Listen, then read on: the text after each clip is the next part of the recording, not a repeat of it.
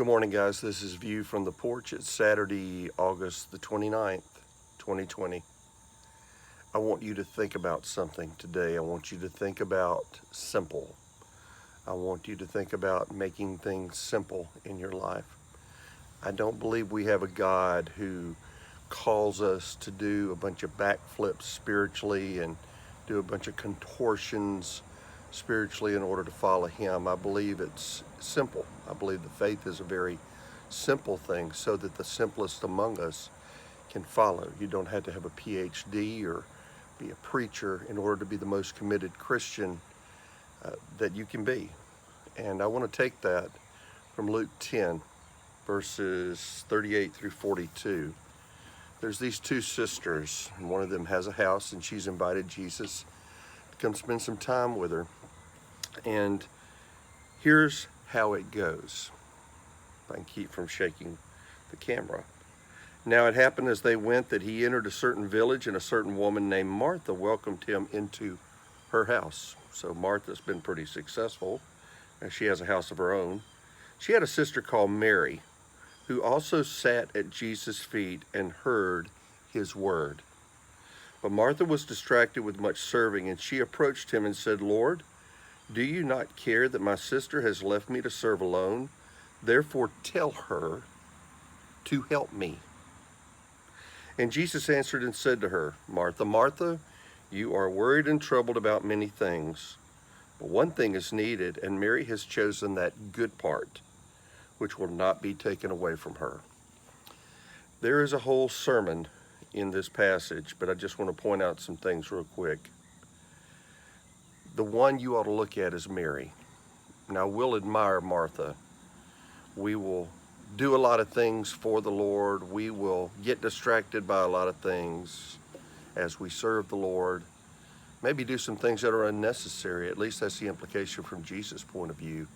And in the process of getting distracted, we'll get worried and we'll get trouble because the more moving parts you've got, the more there is to break down. But Jesus points this out to Martha. He says, "Martha, Mary has chosen the good thing, the one thing that really, really matters. And that one thing that really, really matters is sitting at my feet and hearing my word." Now, you may have a bunch of things that you've done in church. You may have a bunch of things that you're doing in church.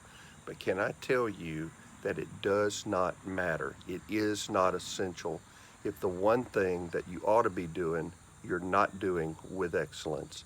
And that is sitting at Jesus' feet and hearing his word. Because if you do that, then out of your life will flow what you need to do. But let's not fall for the lie, first as individuals, that if we do more, somehow we're closer to Jesus. If we get involved in more, we're closer to Jesus. If we're involved in a bunch of different activities and distracted by a bunch of different activities, we're closer to Jesus. Because I don't believe that's the case.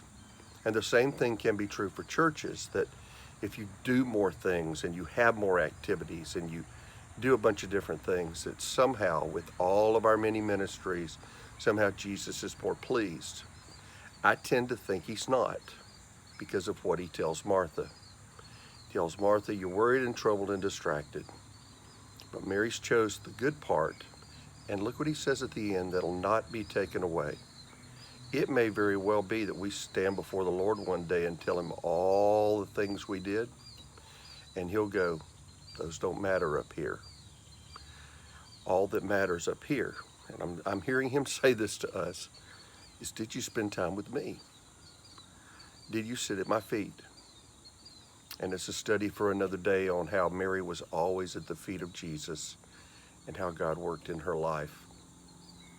But I encourage you today about making simple a part of your life. And let that simple be sitting at the feet of Jesus. So what about you? Have you made your life too complicated? Has it become too distracted? Have you got worries and troubles that God would never want you to have because of the burden you put on your back and not the burden he's put there? And are you spending time with Jesus as you should? I hope you'll join us tomorrow. I'm going to be unwrapping this package and unpacking this message as it relates to church life, as I look at a way to do ministry at Hebron Baptist Church in our 2 services.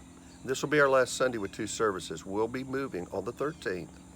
Actually, it'll be 2 more weeks. September the 13th, we'll be moving to 1 service at 9:30 and then our Sunday school at 10:45 on campus. So be praying for us as we make that adjustment and we seek to be simple but faithful in all that we do. God bless.